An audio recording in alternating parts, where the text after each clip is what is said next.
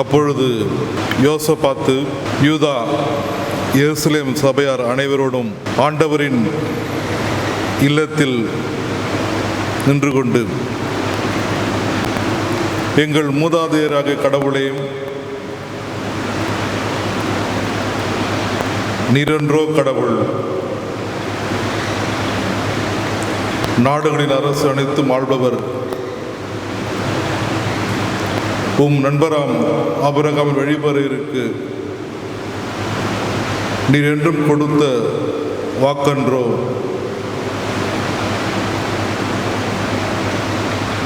இப்பொழுதும் உமது பெயர் விளங்கும் இந்த ஸ்தலத்திலே எழுப்பின வேண்டுதல்கள் வாழ், தண்டனை, கொள்ளை நோய், பஞ்சம் ஆகிய எத்தீங்கும் எங்களுக்கு நேர்ந்தாலும் உமது திருப்பெயர் வழங்கும் இந்த கோவிலுக்கு வந்து, உமது ஆலயத்திலே வந்து உம் திருமுன் நின்று எங்கள் வேதனைகளையும் எங்கள் மன்றாட்டுகளையும் உம்மிடம் நாங்கள் அறிக்கை செய்வோம். நீரும் அதை கேட்டு எங்களுக்கு மீட்பளிப்பீர்.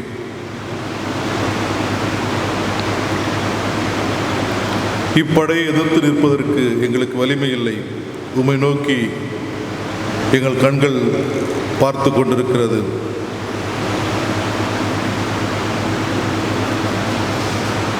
நீங்கள் அஞ்சவும் வேண்டாம், நிலைக்குலையும் வேண்டாம். அன்றைக்கு அரசனாகிய யோசபாத்துக்கு அவருடைய வேண்டுதலுக்கு அருளின கடவுள் இன்றைக்கு நமக்கும் அப்படிப்பட்ட பாதுகாப்பு தொடர்ந்து இந்த வழிபாட்டில் கடவுளுடைய பிரசனத்தோடு கூட நம் அனைவரையும் சிறப்புக்குரியவர்களாக வழிநடத்துவாராக. தொடர்ந்து நாம் ஜெப நிலையில் இருப்போம். ஜெபம் செய்வோம். எங்களை நேசித்து பாதுகாத்து பராமரித்து வழிநடத்தி வருகின்ற ஜீவனுள்ள நல்ல தகப்பனே, நாங்கள் உம்மை நன்றியோடு ஸ்தோத்தரிக்கின்றோம், துதிக்கின்றோம்.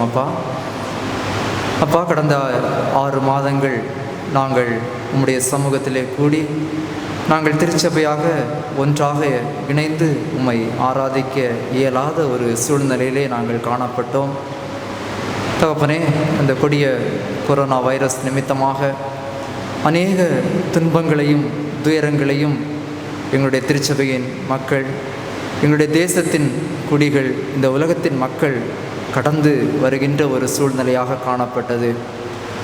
ஆகிலும் தேவரீர் எங்கள் ஒவ்வொருவருக்கும் நீர் போதுமானவராக இருந்து இம்மட்டுமாக நீர் பாதுகாத்து பராமரித்து வழிநடத்தி வந்திருக்கின்ற நல்ல தயவிற்காக நாங்கள் உமக்கு நன்றி செலுத்துகின்றோம். அப்பா, நாங்கள் திருச்சபையாக இணைந்து உம்மை ஆராதிக்க இயலாத சூழ்நிலையிலும் நாங்கள் இல்லங்களிலே உம்மை ஆராதிக்க நீர் கிருபை செய்தீர். உம்மோடு நாங்கள் ஐக்கியமாக இருக்க தேவரீர் கிருபை செய்தீர். உமக்கு நன்றி செலுத்துகின்றோம். அப்பா, எங்களுடைய குற்றங்கள் குறைகள் எல்லாவற்றையும் தேவரீர் பொறுத்து மன்னித்து நீர் ஒரு பரிபூரண விடுதலையை நீர் கட்டளையிடும்படியாக நாங்கள் உம்மை நோக்கி ஜெபிக்கின்றோம். அப்பா தகப்பனே, நாங்கள் உணர்வுள்ள இருதயத்தோடு இந்த ஆராதனையிலே பங்கு பெற தேவரீர் கிருபை செய்யும்படியாக நாங்கள் உம்மை நோக்கி பார்க்கின்றோம். எங்களுடைய பாவங்கள் உம்முடைய பரிசுத்தத்திற்கு எங்களை தூரமாக்காதபடி தகப்பனே, நாங்கள் உம்மை போல் பரிசுத்தத்தை அணிந்து கொண்டவர்களாக தகப்பனே, எங்களுடைய இருதயத்தை நாங்கள் சுத்திகரித்தவர்களாக தகப்பனே, உம்மை நோக்கி பார்க்க தேவரீர் எங்களுக்கு கிருபை செய்யும். இந்த ஆராதனை முழுவதும் உம்முடைய பிரசன்னம் எங்களோடு கூட இருந்து வழிநடத்தும்படியாக நாங்கள் உம்மை நோக்கி பார்க்கின்றோம். உம்முடைய நாம மாத்திரம் மகிமைப்படட்டும். மீட்பர் இயேசுவின் மூலம் ஜெபங்கேளும் நல்ல தகப்பனே, ஆமென்.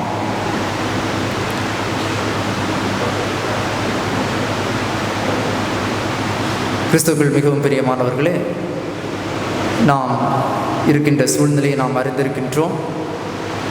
நம்முடைய அரசாங்கத்தின் சட்டத்திட்டத்தின்படியும் நம்முடைய பேராயத்தின் அறிவுறுத்துதலின்படியும் விதமான பாதுகாப்பான காரியங்களை நாம் முன்னிறுத்தினவர்களாக நாம் இந்த ஆராதனையிலே பங்கு பெற்று கொண்டு இருக்கின்றோம். ஆகவே தொடர்ந்து நம்முடைய வாலண்டியர்ஸ் அவர்கள் எடுக்கின்ற முயற்சிகளுக்கு நீங்கள் ஒத்துழைப்பு தரும்படியாக மிக்க அன்புடன் கேட்டுக்கொள்கின்றோம்.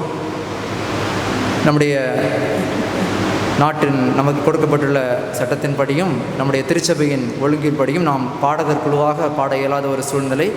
ஆகவே நம்முடைய திருச்சபையின் பாடகர் குழுவினர் அவர்கள் ஏற்கனவே பாடி பதிவு செய்த பாடலை இப்பொழுது ஒலிபரப்புவோம். அப்பொழுது நாம் எழுந்து நின்று ஆண்டவரை அந்த பாடலோடு சேர்ந்து நாம் துதிப்போம். நாம் அனைவரும் எழுந்து நிற்போம். பாமாலை 205.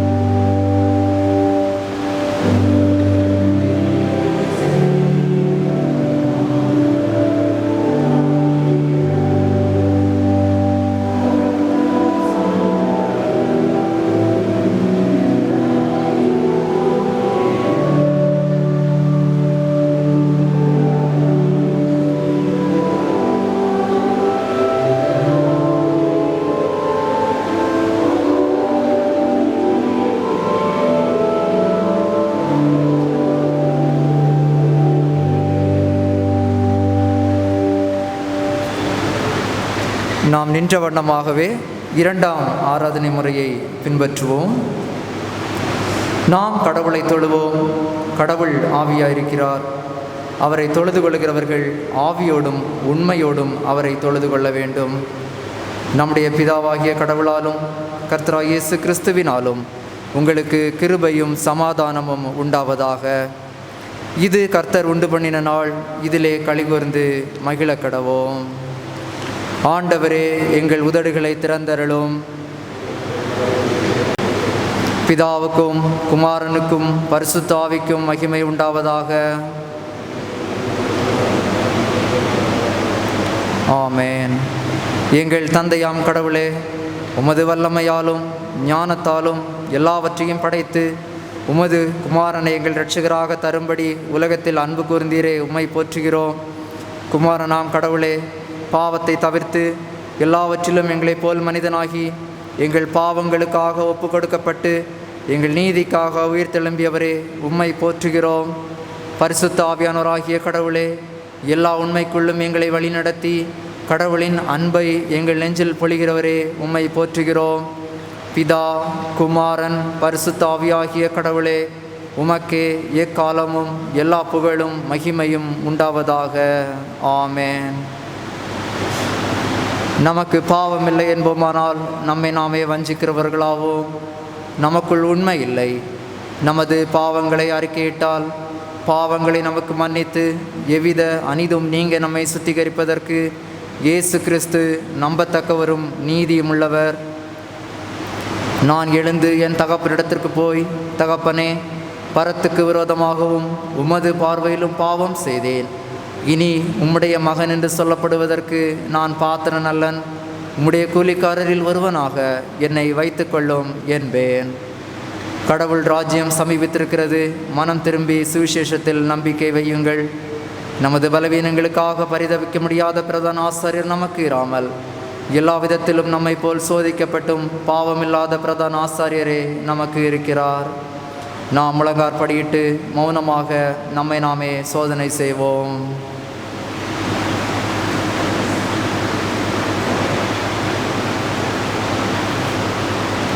இரண்டாம் பாவ அறிக்கை ஜெபத்தை நாம் அனைவரும் சேர்ந்து ஏறெடுப்போம். எங்கள் தந்தையாம் கடவுளே, நினைவினாலும் வார்த்தையினாலும் செய்கையினாலும் உமக்கு விரோதமாய் பாவம் செய்திருக்கிறோம். முழு மனதோடு நாங்கள் உம்மை நேசிக்கவில்லை. எங்களிடத்தில் நாங்கள் அன்பு கூறுவது போல அயலாரிடத்தில் நாங்கள் அன்பு கூறவில்லை. எங்கள் மேல் இரக்கமாயிருக்க உம்மை வேண்டிக் கொள்ளுகிறோம். எங்கள் பாவ அழுக்கை நீக்கி எங்களை சுத்திகரியும். எங்கள் குற்றங்களை விட்டுவிட எங்களுக்கு உதவி புரியும். எங்கள் ஆண்டவர் இயேசு கிறிஸ்துவின் மூலமாய் வேண்டிக் கொள்ளுகிறோம் பிதாவே. ஆமென்.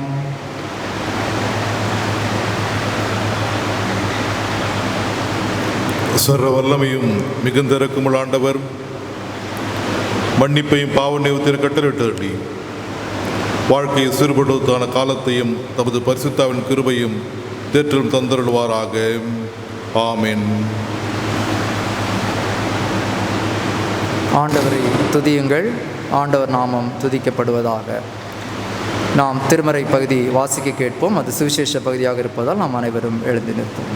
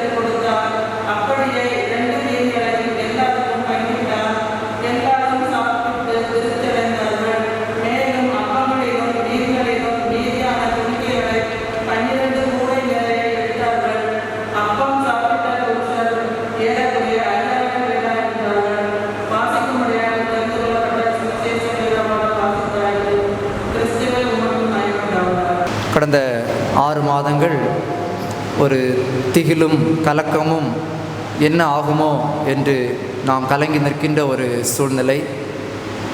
இந்த pandemic situation, COVID-19 pandemic situation மூலமாக பொருளாதாரத்திலே ஒரு பெரிய ஒரு மாற்றம், வேலை இல்லாத ஒரு சூழ்நிலை, நிம்மதியாக ஒரு இடத்தில் இருக்க முடியாத சூழ்நிலை, ஒரு இடத்திலிருந்து இன்னொரு இடத்திற்கு செல்ல முடியாத ஒரு சூழ்நிலை.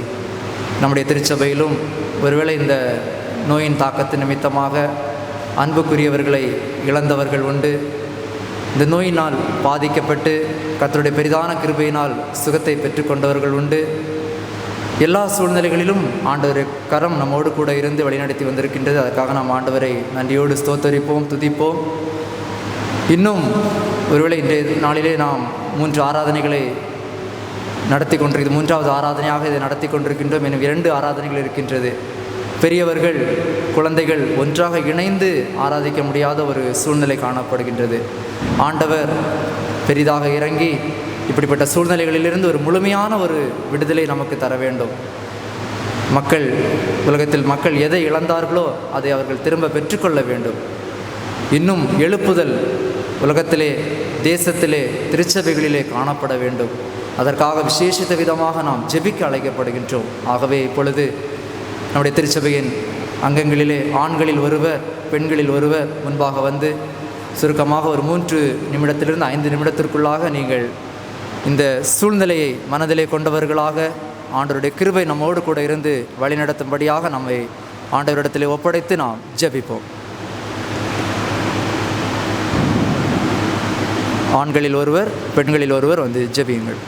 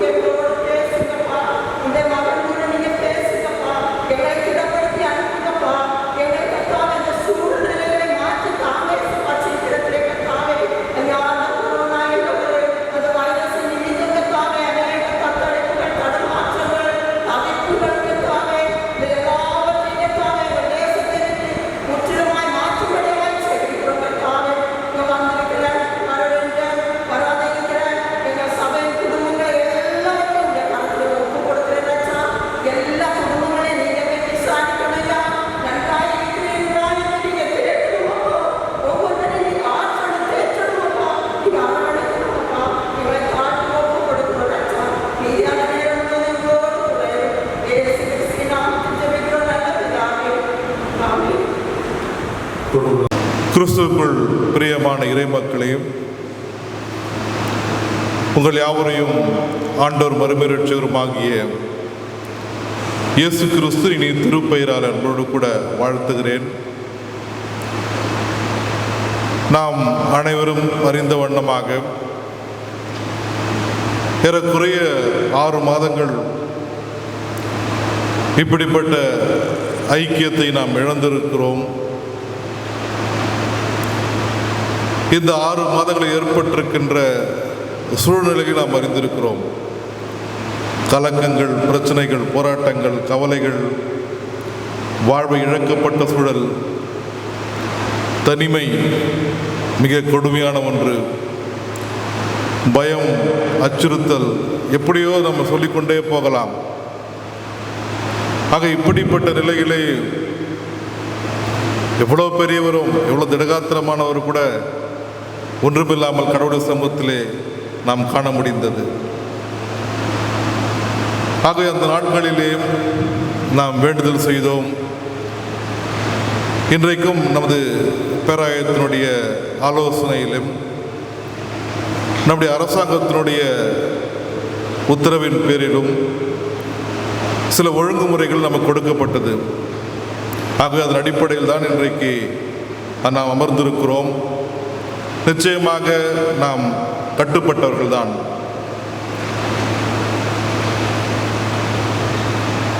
இந்த ஏற்பாடுகள் எல்லாம் ஏறக்குறைய 15 நாட்களுக்கு மேலாக செயல்படுத்தப்பட்டது. ஆக இந்த சிறப்பான செயல்பாடுகளை செய்த திருச்சபை அன்பர்கள் ஒவ்வொருவருக்கும் என் அன்பான வாழ்த்துக்களை தெரிவித்துக் கொள்கின்றேன். குறிப்பாக நாம் எப்படி அமர வேண்டும், எங்கு அமர வேண்டும், எப்படி உள்ளே வர வேண்டும், எப்படி செல்ல வேண்டும் என்றெல்லாம் கைட்லைனாக அரசாங்கம் நமக்கு கொடுக்கப்பட்டிருந்தாலும் அதை ஒழுங்குபடுத்துவது என்பது சாதாரண ஒன்றல்ல. நிச்சயமாகவே நாம் ஒழுக்கத்துக்குரியவர்கள், நாம் ஒழுக்கத்தை கடைபிடிக்கிறவர்கள், அது எந்த மாற்று கருத்தும் அல்ல. என்றாலும் அரசாங்கம் சொல்லுகின்ற அந்த நடைமுறைகளை நாம் பின்பற்றுவது என்பது சாதாரண ஒன்றல்ல. அதை செயல்படுத்தின திருச்சபை செயலர் அவர்களையும், பொருளர் அவர்களையும், குருசேகர குழு உறுப்பினர்களையும், வாலிப ஐக்கிய சங்கத்தினுடைய பொறுப்பாளர், அதன் தம்பிமார்கள் அனைவரையும், நமது லீடர் இருவருக்கு திரு கிளவுடியன், திரு மோரிஸ் அவர்களும், ஆக இப்படி ஒரு பெரு குழுவாக இணைந்து இந்த நாளிலே இப்படிப்பட்ட சிறப்பான ஆராதனை, 3ஆம் ஆராதனை நடைபெற்று கொண்டிருக்கிறது. காலையில் ஒரு ஆச்சரியம், அதனால் செக்ரட்டரியில் கிளவுடியில் கவனிச்சிருப்பானு தெரியல. ஒரு அம்மா இங்கே வந்து உட்காந்துருந்தாங்க. அவங்க சின்ன குட்டி பையன் வந்து உட்காந்துருந்தான். அவனை எட்டு போய் அங்கே போய் உட்காருனாங்க. இல்லைம்மா பரவாயில்ல விட்டுருங்க, குழந்தை தானேண்ணா. அப்புறம் முடியும் போது சொல்கிறாங்க, இல்லையா டிசிப்ளின் ரொம்ப முக்கியம்னாங்க. ஆக ரொம்ப ஆச்சரியமாக இருந்தது. நம்முடைய மக்கள் நேரத்தோடு கூட வந்து எங்கும் நிற்காதபடி, வெளியே எங்கும் நிற்காதபடி. ஆகவே இந்த ஒழுங்குமுறையை கடைபிடித்து நான் அன்பாக வாழ்த்துகிறேன். நிச்சயமாக நம்மை கண்காணித்து கொண்டிருக்கிறாங்க. ஐஜி ஆஃபீஸ்லேருந்து ஃபோன் வந்து நேற்றைய தினம், நாங்கள் எப்பொழுது வேண்டுமானாலும் வருவோம், நீங்கள் எத்தனை வழிபாடு நடத்துகிறீர்கள் என்று சொன்னாங்க. நாங்கள் 5 வழிபாடுகள் நடத்துகிறோம்னா ஆச்சரியப்பட்டாங்க. 5 வழிபாடு உங்களால் முடியுமா என கேட்டாங்க. வேறு வழி இல்லை, நீங்கள் சொல்லுகிற ஆலோசனைகள் பின்பற்ற வேண்டும் என்று சொன்னால் நாங்கள் அதை செய்துதான் ஆக வேண்டும். எவ்வளோ பேர் வராங்கன்னு தெரியாது என்று சொல்லியிருந்தோம். ஆகவே அந்த தொலைபேசி செய்த சகோதரர் மகிழ்ந்தார். ஆகவே இதன் பொறுப்பாளர் அனைவருக்கும் நன்றிகளை தெரிவித்துக் கொள்கிறேன். அதே வண்ணமாக கடந்த 5 மாதங்களாக நாம் காணொளியிலே செய்திகளை கேட்டிருந்தோம். 3 நிமிஷத்துக்கு மேலே பேசுறது ரொம்ப கடினமான சூழலாக இருந்துச்சு. காரணம் இதை விட இன்னும் 4-5 லைட் போட்டிருந்தாங்க. அப்போ வேர்வை, ஃபேன் போடக்கூடாது, லைட் கூட பார்த்தீங்கன்னா சவுண்டு வருது, லைட்லாம் கூட சில ஆஃப் பண்ணிவிட்டு அவங்க 8 லைட்லாம் போட்டிருந்தாங்க. ஆக கடந்த 5 மாதங்கள் 6 மாதங்களாக டேனியல் ஜெபின்ராஜ் அவர்களும் ஜெயின்ராஜ் அவர்கள் அன்பு சகோதரர் இருவரையும் அன்பு தம்பிகள் அன்போடு கூட வாழ்த்துகிறேன். ஒரு கடினமான ஒரு பணி, கடினமான ஒரு சூழல். சில சமயம் இரவு நேரத்தில் எடுக்க வேண்டியதாக இருந்தது, சில சமயம் காலையில் எடுக்க வேண்டியதாக இருந்தது. இது எல்லாத்தையும் கோஆர்டினேட் பண்ணணும். செக்ரட்டரி கோஆர்டினேட் பண்ணணும், க்ளோடின் கோஆர்டினேட் பண்ணணும், நான் வரணும், கொயர் பாடணும், இவங்களுக்கு அது டைம் இருக்கணும். ஸோ இப்படிப்பட்ட ஒரு கடினமான சூழல். அதோடு கூட நம்ம ரீடிங் பைபிள் வாசிக்கிறவங்க இது ஒரு சிறப்பான பணி ஒருங்கிணைத்து அன்பு பிள்ளைகள் இருவரையும் அன்போடு கூட வாழ்த்துகிறேன். 3 சர்வீஸிலும் உங்களுக்கு நன்றி சொல்லிக்கிட்டேன். ஆகவே கர்த்தர் உங்களையும் உங்கள் குடும்பங்களையும் நிறைவே ஆஸ்வதிப்பாராக. அவண்ணமாக வெளியிலே நமக்கு அநேக ஒழுங்குகளை செய்த அன்பு சகோதரிகளை கூட அன்போடு கூட வாழ்த்துகிறேன். பேராயத்திடம் வந்த சுற்றறிக்கை நான் வாசிக்கிறேன். கடந்த மார்ச் மாதம் 4ஆம் ஞாயிற்றுக்கிழமையிலிருந்து நம் வழிபாடு நிறுத்தப்பட்டது. அன்றையில் அதனால் அதன் அடிப்படையிலே வருகிற இந்த ஞாயிற்றுக்கிழமை 6ஆம் தேதி 13, 26 இந்த 3 ஞாயிற்றுக்கிழமை, இந்த ஞாயிற்றுக்கிழமை, வருகிற ஞாயிற்றுக்கிழமை, அதுக்கு அடுத்த 3 ஞாயிற்றுக்கிழமை நமக்கு தளர்வு அளிக்கப்படுகிறது. அதற்குள்ளதாக உங்கள் சந்தாக்களை நீங்கள் செலுத்தும்படி கேட்டுக்கொள்ளப்படுகிறீர்கள். 2020ஆம் ஆண்டு குருசேகர் குழு தேர்தல் அடிப்படையிலே இந்த 3 வாரத்துக்குள்ளதாக நீங்கள் அதை ஒழுங்குபடுத்தும்படி கேட்டுக்கொள்கிறேன். 4வது, வெளியே அங்கு நம் சந்தா கார்டுகள் கொடுக்கப்படுகிறது. ஆகவே தயவுசெய்து அதில் நீங்கள் அதில் வாங்கி சொல்லும்படி என்பதை கேட்டுக்கொள்கிறேன். இன்றைக்கு நமக்கு கொடுக்கப்பட்ட தலைப்பு டீச்சர்ஸ் ஏஜென்ட்ஸ் ஆஃப் லிபரேஷன், விடுதலையின் முகவர்கள், பிரதிநிதிகள் என்று இன்றைக்கு நமது பேராயமாக கொடுக்கப்பட்டிருக்கிறது. தென்னிந்திய திருச்சபை மூலமாக கொடுக்கப்பட்டிருக்கிறது. ஆனால் அதிலிருந்து சற்று கொஞ்சம் மாறுபட்டு ஜீசஸ் எ குட் டீச்சர், இயேசு கிறிஸ்து ஒரு நல்ல ஆசிரியர் என்ற சிந்தனை உங்களோடு கூட முன்வைக்க நான் விரும்புகிறேன். காரணம், இந்த தலைப்பும் நேற்று தினத்திலே நாம் ஆசிரியர் தினத்தை கொண்டாடி இருக்கிறோம். ஆசிரியர் தினம் என்பது ஒரு சிறப்புக்குரிய ஒன்று. ஆகவே அப்படிப்பட்ட நம்முடைய திருச்சபை சார்ந்த அனைத்து ஆசிரியர்களையும் திருச்சபை சார்பாக அன்போடு கூட வாழ்த்துகிறேன். தொடர்ந்து உங்கள் மூலமாக திருச்சபை ஆசீர்வதிக்கப்பட கர்த்தர் உதவி செய்ய வேண்டும். இயேசு கிறிஸ்து ஒரு நல்ல ஆசிரியர்.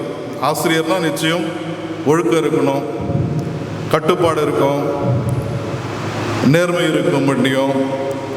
ஆக இதெல்லாமே இயேசு கிறிஸ்து வாழ்க்கையில் இருந்துச்சு. எங்கே தவறுகளோ அங்கே துணிந்து கேட்கின்றவராக, யாரோட கூட இருக்க வேண்டும் என்று தன்னை அடையாளப்படுத்திக் கொண்டவராக, எங்கு பணி செய்ய வேண்டும் என்பது அங்கு பணி செய்கின்ற நபராக, ஆக இயேசு நல்ல ஒரு ஆசிரியராக நாம் காண முடிகிறது.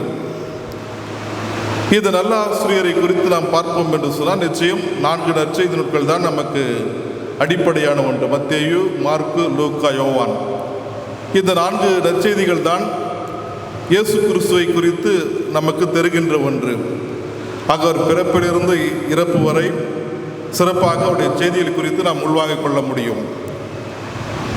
இந்த இயேசுடைய வாழ்விலே ஒரு நல்ல ஆசிரியர் என்று சொன்னேன். 2 காரியங்களை பகிர்ந்து கொள்கிறேன். முதலாவது, மத்தேயு 26ஆம் அதிகாரம் 18ஆம் வசனத்தை வாசிக்கும்படி கேட்டுக்கொள்கிறேன். மத்தேயு 26ஆம் அதிகாரம் 18ஆம் வசனம் ஒருவரும், யோவான் 13ஆம் அதிகாரம் 13ஆம் வசனத்தில் ஒருவரும் வாசிக்கும்படி கேட்கிறேன்.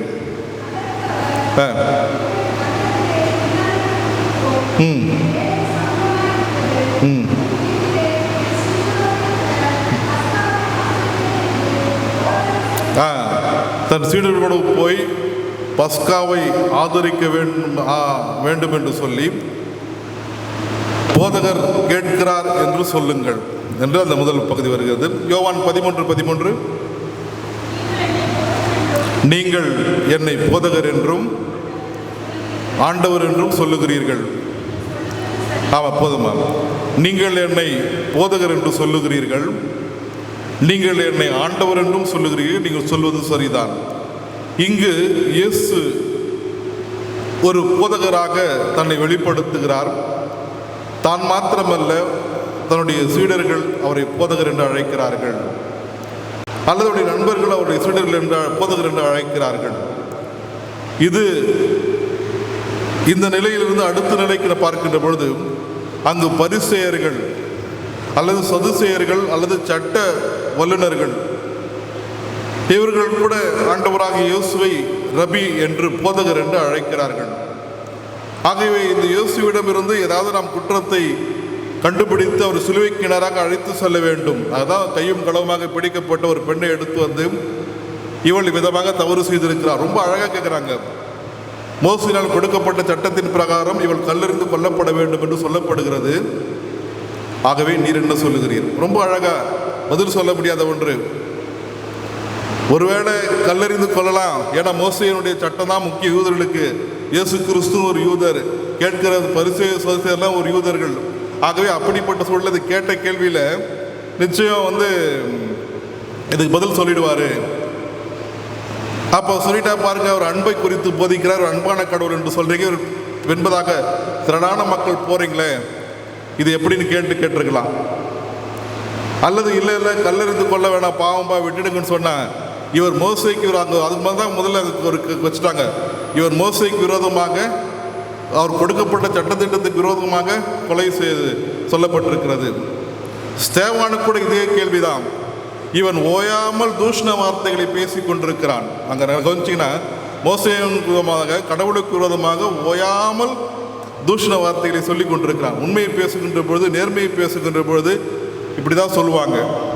அப்போ இயேசுக்கு ரொம்ப சிம்பிளாக, உங்களுக்கு குற்றம் இல்லாதவன், ரொம்ப எதிர்பார்க்கல இந்த பதிலெலாம்.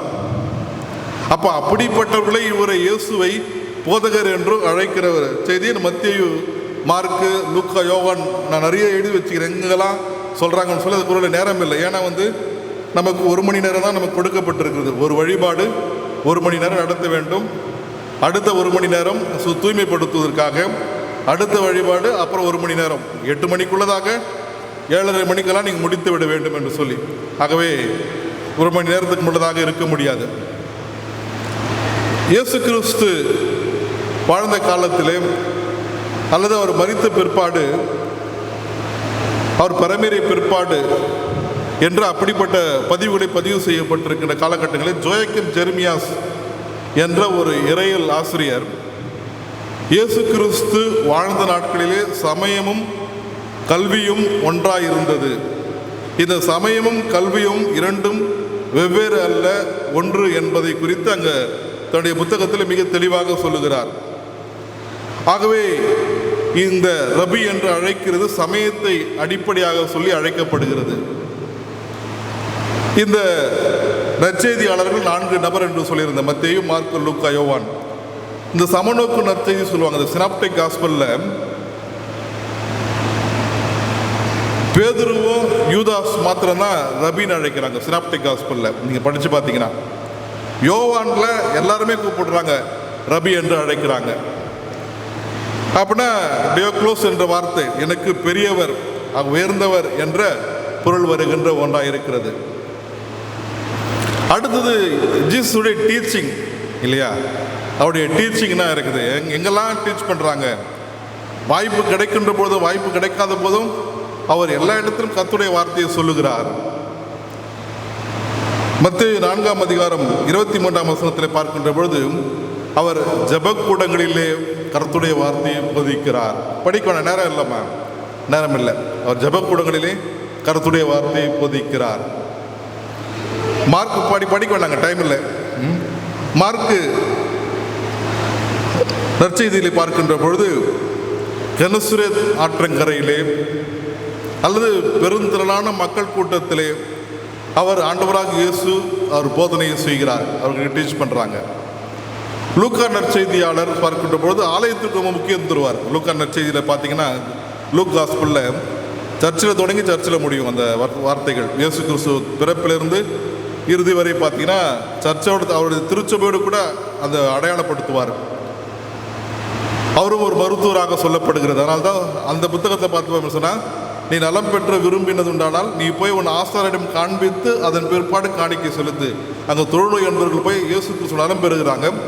ஜீசஸ் சொல்கிறாரு, நீ போய் நலம் பெற்றதுக்கு அடையாளமாக நீ போய் அங்கே மருத்துவரிடம் காண்பித்த பிற்பாடு போய் காணிக்கை செலுத்து. ஆக இப்படி எல்லா இடத்திலும் இயேசு கிறிஸ்துவை போதிக்கின்றவராக சொல்லப்படுகிறது. 3வது. 4வது பார்த்தீங்கன்னா எதை போதிக்கிறார் அவர் ரபின்னு அழைக்கிறாங்க. அவர் கெனசரேத் ஆற்றங்கரையில் அல்லது அங்கே இருக்கிற படகுல, ஜப ஆலயங்களில் அல்லது வீதியோர்களது அவர் வந்து இயேசு கிறிஸ்து தன் வார்த்தைகளை சொல்லுகிறார். திரளான மக்கள் அவர் பின்பதாக வராங்க.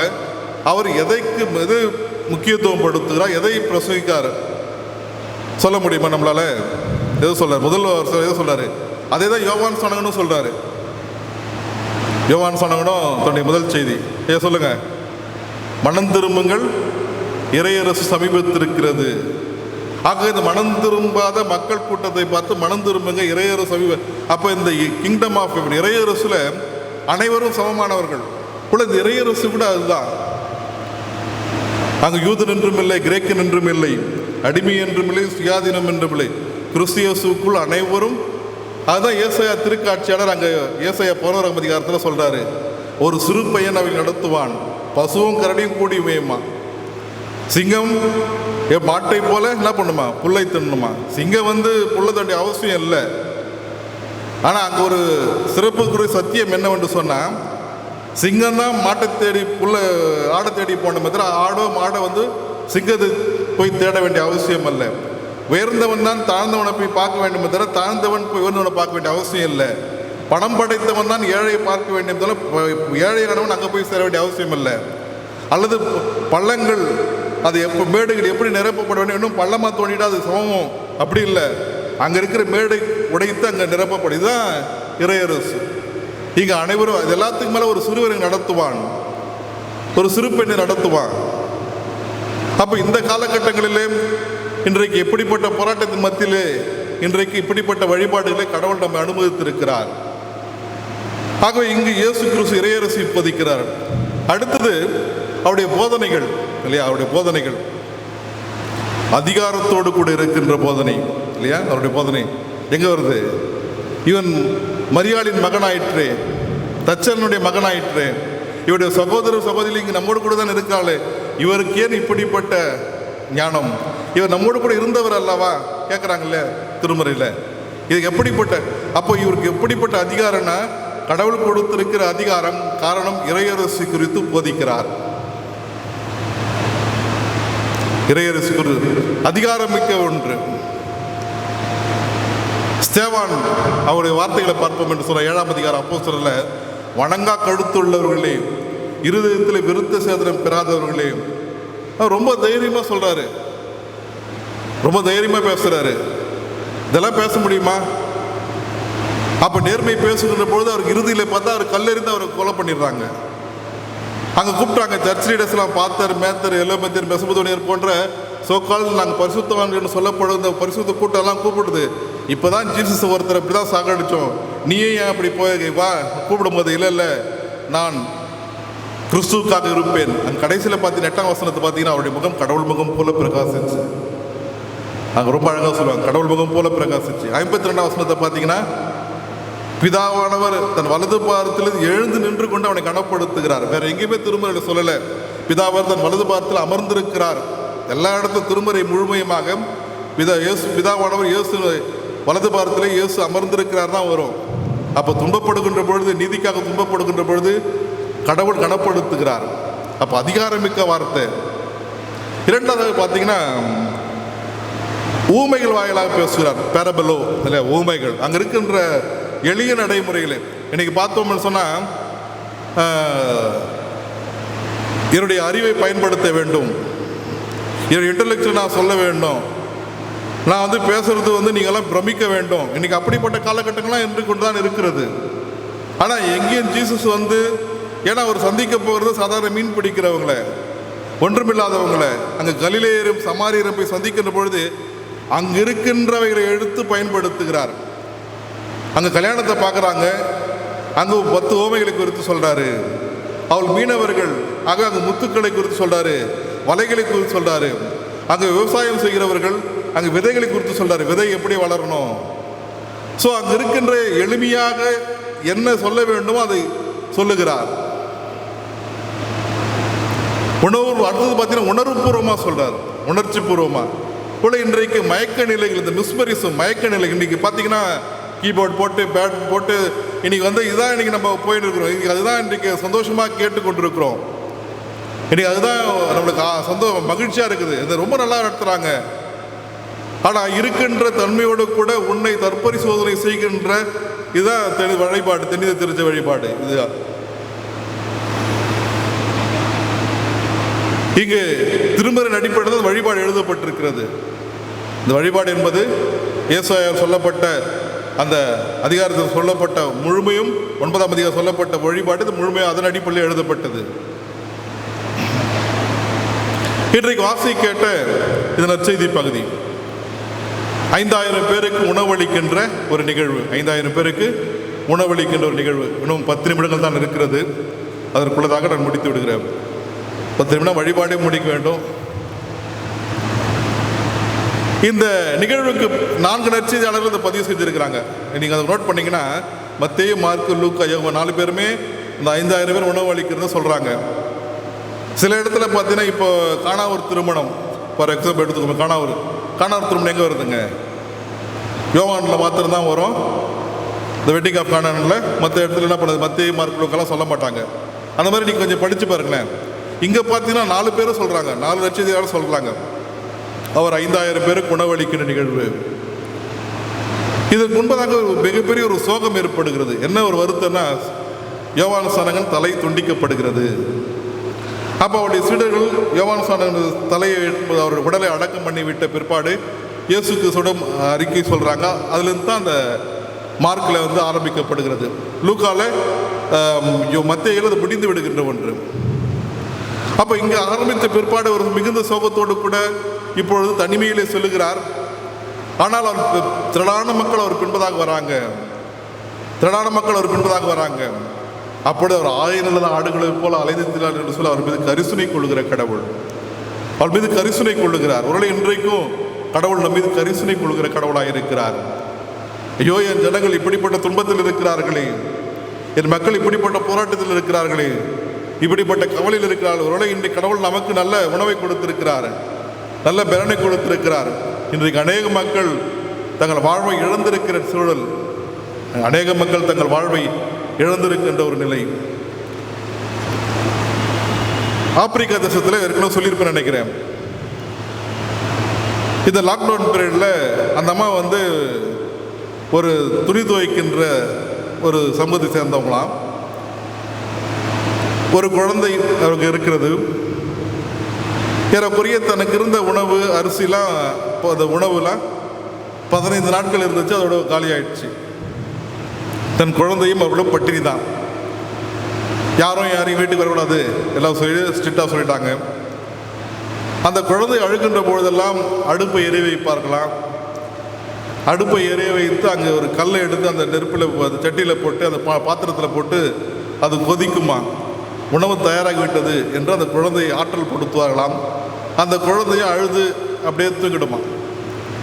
இது ஒரு வாரமாக மேலே நடந்து வருகிறது. அந்த தாயார் இனி நம்மால் இருக்க முடியாது, என்னைக்காக சாவதான் போகிறோம் எப்படியாச்சும்னு சொல்லிட்டு தன்னுடைய தீர்மானித்து கொண்டிருக்கிறாங்க.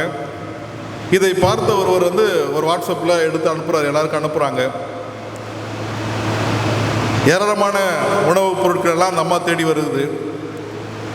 வந்த உடனே இவங்க உணவு சாப்பிட்றதுக்கு பதில் பாதி உணவு எடுத்துட்டு போய் மற்ற எடுத்துகிட்டு போகிறாங்களாம். அப்போ கேட்குறேன், நீ சாப்பாடு இல்லாமல் இருந்த, நீ கடினப்பாடோடு இருந்த, குழந்தை அழுதுச்சு, அதனால தான் நாங்கள் இவ்வளோதான் செஞ்சோமே, நீ இப்போ உட்காந்து திருப்தியாக சாப்பிடக்கூடாதானே?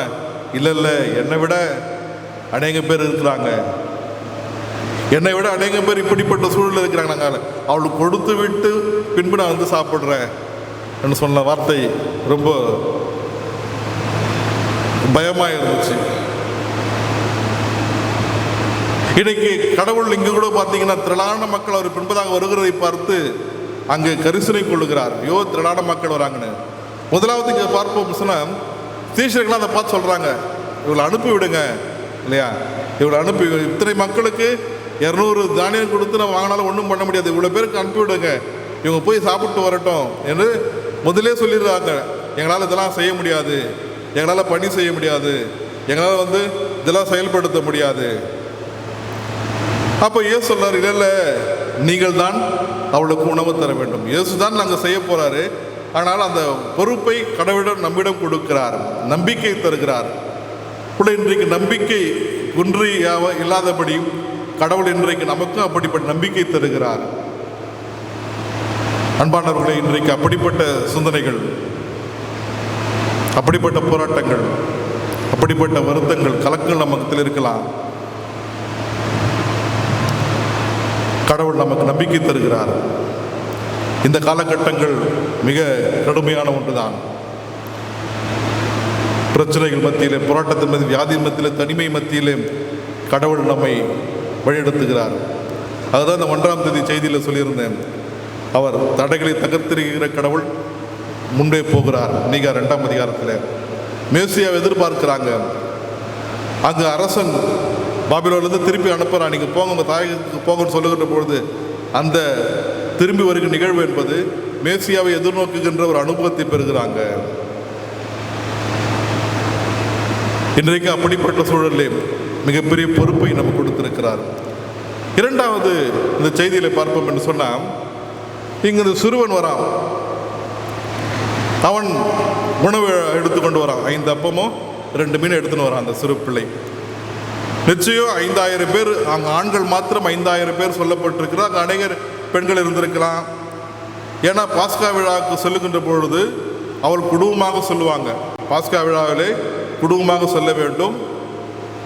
ஏன் விதமாக சொல்கிறாங்கன்னா, ஆண்கள் ஒரு குழுவாக, பெண்கள் ஒரு குழுவாக, சிறுவர்கள் ஒரு குழுவாக சொல்வது வழக்கம். இந்த எருசலேமை நோக்கி பயணிக்கின்ற பொழுது இது எருசலேம் நோக்கி ஒருவேளை ஆண்கள் மாத்திரம் சொல்லப்பட்டிருக்கிறது.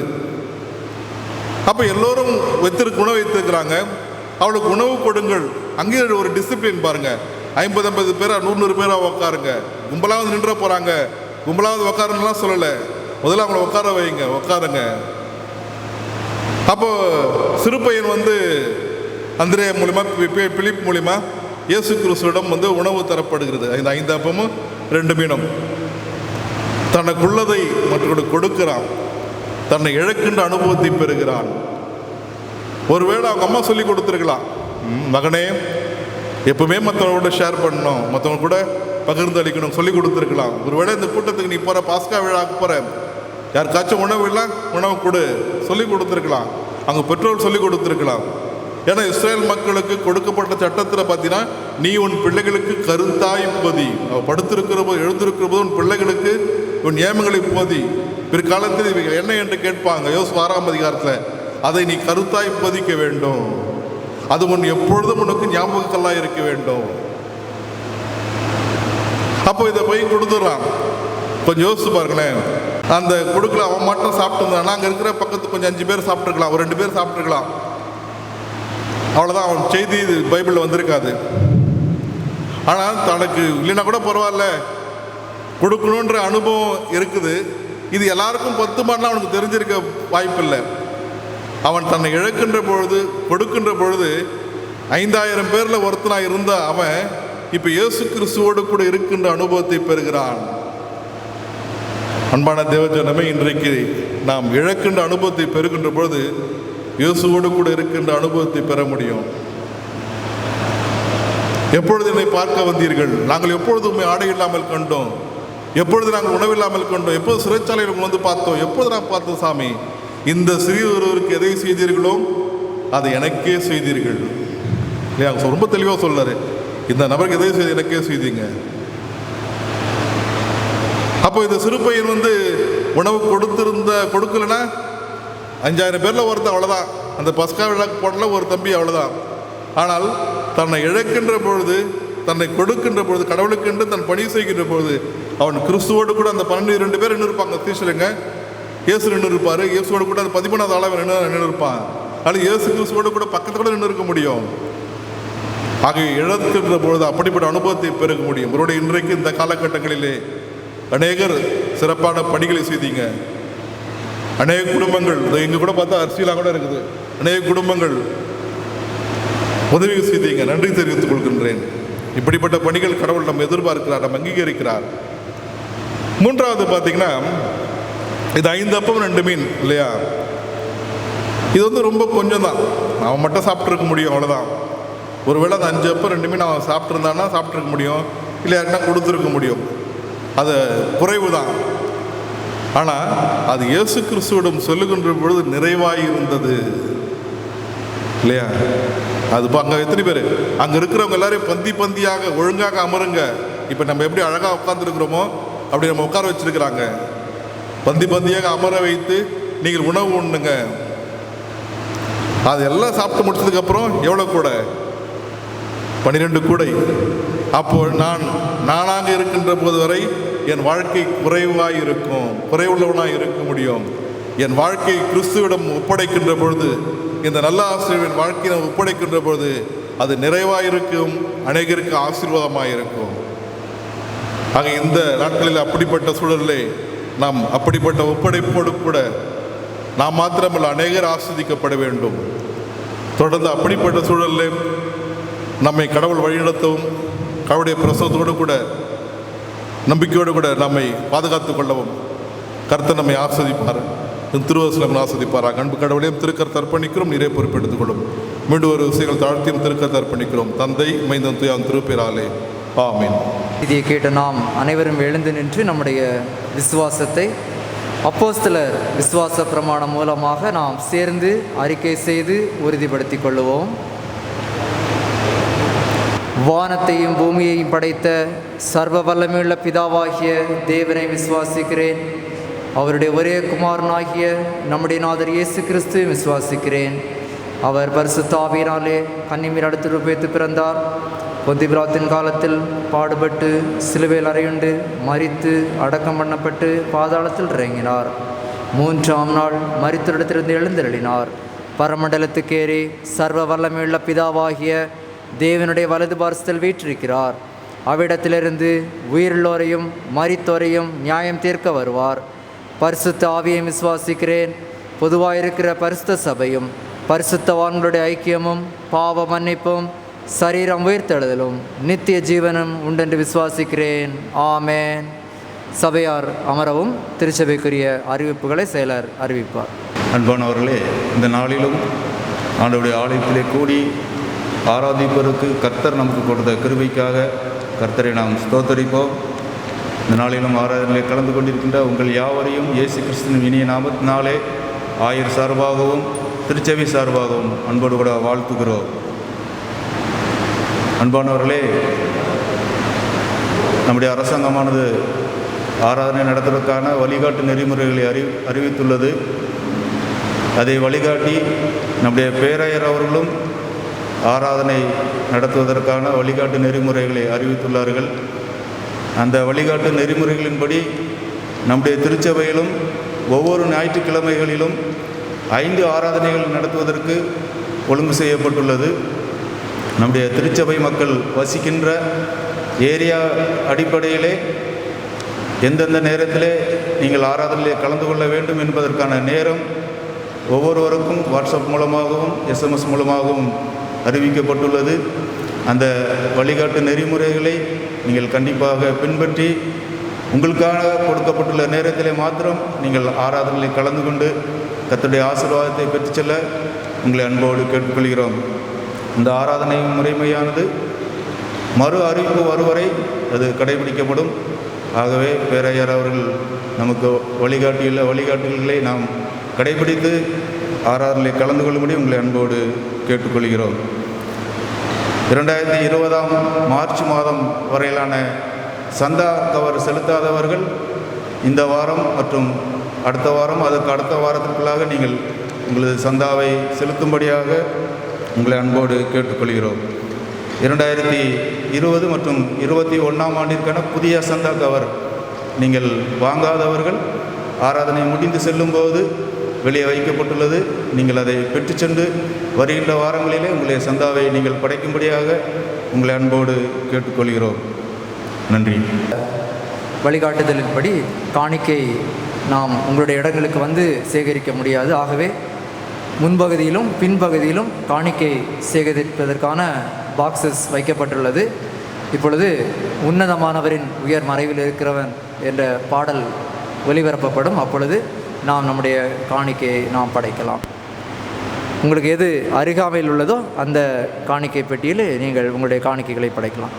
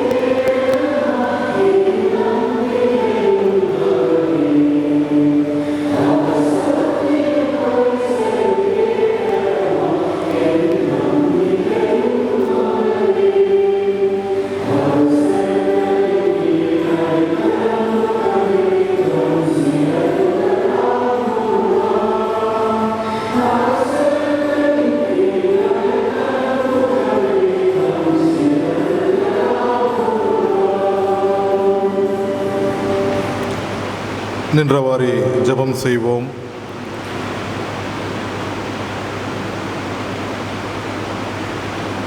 நல்ல கடவுளே, இந்த மகிழ்ச்சியான நாளுக்காய் நன்றி செலுத்துகிறோம்.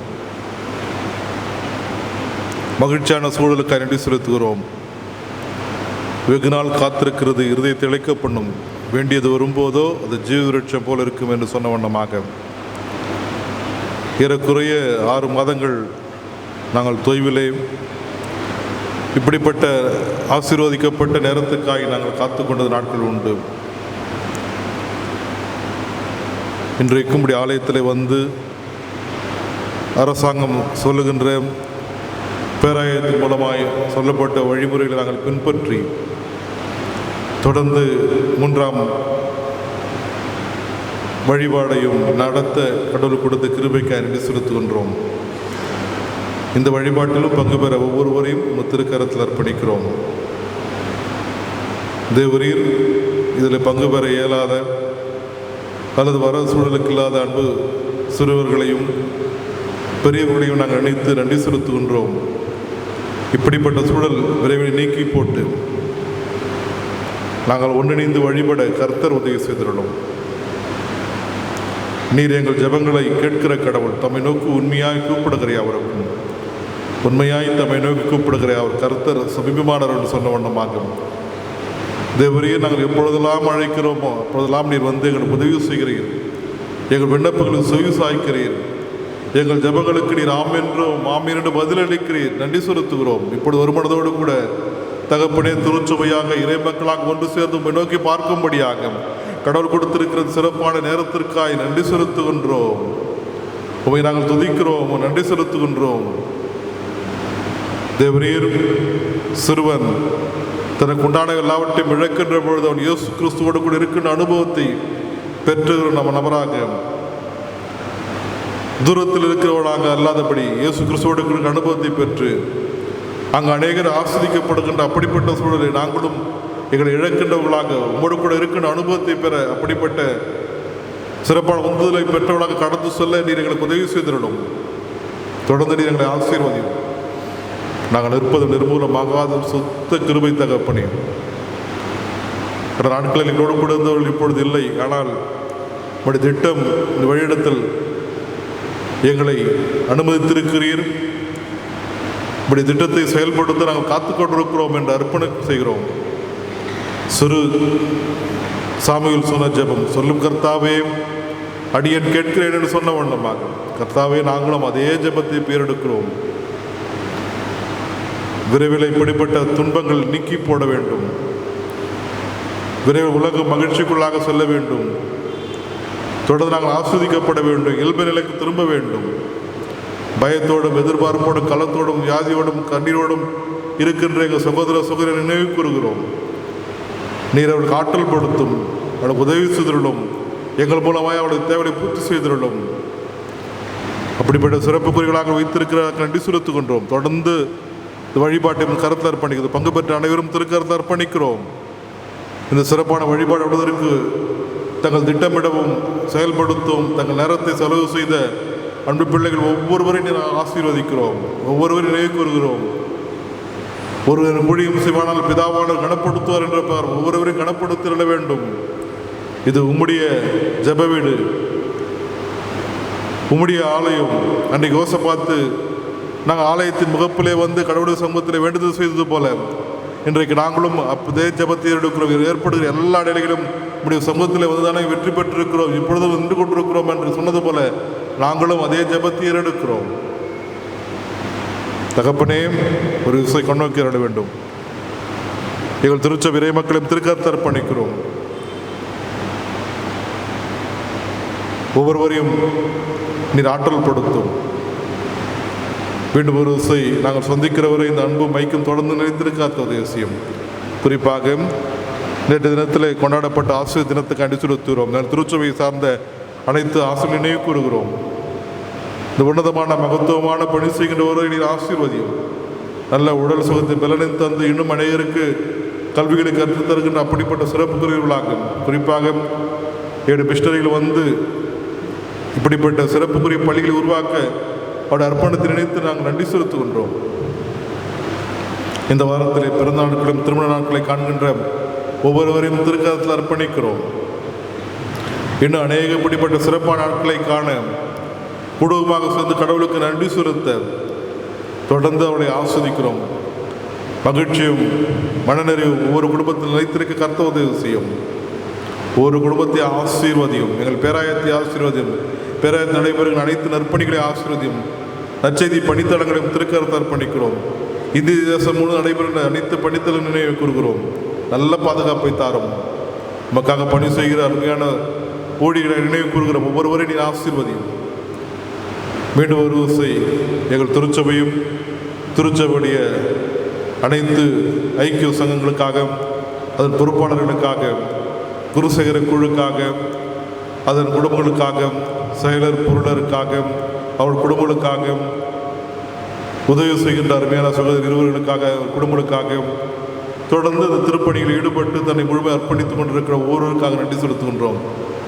ஒவ்வொருவரையும் ஆசீர்வதியும். மீண்டும் ஒரு விசைகளை தாழ்த்தும் திருக்கரத்தை அர்ப்பணிக்கிறோம். நாங்கள் வந்து நல்லது நடந்து சொல்ல கர்த்தர் உதவி செய்யும். மீண்டும் ஒரு விசை திருப்பெயர் மாட்சிமைக்கு எங்களை அர்ப்பணித்து நிறைவான ஆசீர்வாதம் கடந்து செல்ல உதவி செய்ய வேண்டும் என்று எங்கள் இரட்சகரும் மீட்பருமாகிய இயேசு கிறிஸ்துவின் மூலமாய் வேண்டிக் கொள்ள தகப்பனே. என் ஆத்மாவே கர்த்தரை ஸ்தோத்திரியும், என் முழுமே பரிசுத்த நாமத்தை தோத்திரியும். என் ஆத்மாவே கர்த்தரை தோத்திரியும், கர்த்தர் செய்த சகல உபகாரம் வருவாதே. ஆமென். தாயும் தந்தையுமாகிய கடவுளின் அன்பும் மைந்தராக இயேசுனரும் முதலாகிய ஆவினரும் நம் அனைவரோடும் நமது குடும்பங்களோடும் தொடர்ந்து நம்முடைய அனைத்து நிகழ்வோடும் கடவுளுடைய கிருபை பிரசரவை எடுத்தல் என்றும் என்று சதாக்காலம் தங்கியிருப்பதாக.